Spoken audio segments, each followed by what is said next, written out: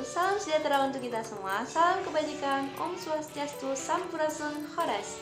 Perkenalkan, nama saya Akila Desita Apsari Siregar. Saya mahasiswa dari Universitas Islam Negeri Sultan Syarif Kasih Riau, Prodi Ilmu Hukum 18. Di video ini, aku bakalan ngebahas tentang generasi hak asasi manusia. Nah, sebelum ke poin itu, kita perlu tahu sebenarnya apa sih itu HAM, ya kan? HAM itu merupakan hak dasar atau hak pokok yang dibawa oleh setiap manusia sejak ia lahir. Dan hak ini tuh berlaku untuk siapapun, kapanpun, dan dimanapun ya teman-teman. Pada kodratnya, hak ini tuh melekat pada setiap diri manusia dan tidak dapat diganggu-gugat karena merupakan anugerah dari Tuhan Yang Maha Esa dan memiliki prinsip tidak dapat dicabut. Kalau teman-teman nanya, HAM ini bersifat apa sih? Nah, di sini aku bakalan bilang HAM ini bersifat universal ya teman-teman.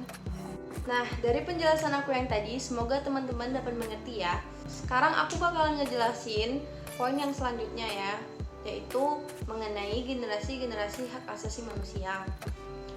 Nah, di generasi hak asasi manusia itu terdapat 4 generasi. Kita masuk ke poin pertama, yaitu merupakan generasi yang pertama ya teman-teman. Generasi pertama ini sering dikaitkan dengan kata kebebasan, yang sering dirujuk untuk mewakili hak-hak sipil dan hak-hak politik. Generasi ini tuh tertuang pada pasal 2 sampai 21 Deklarasi Universal Hak Asasi Manusia ya teman-teman. Hak ini tuh muncul pada revolusi hak yang bergelora di Amerika Serikat dan Prancis pada abad ke-17 sampai 18. Hak ini tuh sering dikatakan dengan hak negatif. Kenapa ya? Karena tidak terkait dengan nilai-nilai buruk, melainkan merujuk pada tidak campur tangannya terhadap kebebasan hak dan kebebasan individual. Jadi negara tidak boleh berperan aktif terhadapnya karena akan mengakibatkan pelanggaran terhadap hak dan kebebasan tersebut. Konsep dari generasi pertama ini merupakan harapan sebuah perlindungan seseorang terhadap penyalahgunaan otoritas politik. Adapun menurut Jimli Asidiki, HAM pada generasi ini berkenaan dengan hak sipil dan politik yang mencakup 10 hal. Yang pertama, hak untuk menentukan nasib sendiri. Yang kedua, hak untuk hidup. Yang ketiga, hak untuk tidak dihukum mati. Yang keempat, hak untuk tidak disiksa. Yang kelima, hak untuk tidak ditahan secara sewenang-wenang. Yang keenam, hak untuk peradilan yang adil, independen, dan tidak memihak. Yang ketujuh, hak untuk berekspresi dan menyampaikan pendapat. Yang kedelapan, hak untuk berkumpul dan berserikat. Yang kesembilan, hak untuk mendapat perlakuan yang sama di depan hukum. Dan yang terakhir, hak untuk memilih dan dipilih. Poin kedua, generasi kedua hak asasi manusia. Nah, generasi kedua ini sering dikaitkan dengan kata persamaan. Kenapa? Karena pada dasarnya merupakan tuntutan akan persamaan sosial dan dikaitkan sebagai hak positif, yang berarti negara sangat dibutuhkan dan dituntut untuk berperan lebih aktif agar hak tersebut dapat dipenuhi. Maka yang dilakukan adalah menyusun dan menjalankan program-program bagi pemenuhan hak tersebut. Hak ini diawali oleh perlindungan bagi hak ekonomi, sosial, dan budaya. Generasi HAM kedua ini berasal dari tradisi sosial yang telah dibayangkan oleh para penganut paham pergerakan Saint-Simonian di Prancis pada awal abad ke-19. Hak ini muncul dari tuntutan agar negara menyediakan pemenuhan terhadap kebutuhan dasar setiap orang, mulai dari makan sampai dengan kesehatannya ya teman-teman. Puncak dari generasi kedua ini ditandai dengan adanya penandatanganan International Covenant on Economic, Social, and Cultural Rights pada tahun 1966. Adapun menurut Jimli Asidiki, HAM pada generasi ini berkenaan dengan hak bidang ekonomi, sosial, dan budaya yang mencakup 11 hal. Yang pertama, hak untuk bekerja, hak untuk mendapatkan upah yang sama, hak untuk tidak dipaksa bekerja, hak untuk cuti, hak atas makan, hak untuk perumahan, hak untuk kesehatan, hak untuk pendidikan, hak untuk berpartisipasi dalam kegiatan kebudayaan, hak untuk menikmati kemajuan ilmu pengetahuan, dan yang terakhir, hak untuk memperoleh perlindungan atas hasil karya cipta. Poin ketiga, generasi ketiga hak asasi manusia. Nah, di generasi ini sering dikaitkan dengan kata hak solidaritas atau hak bersama.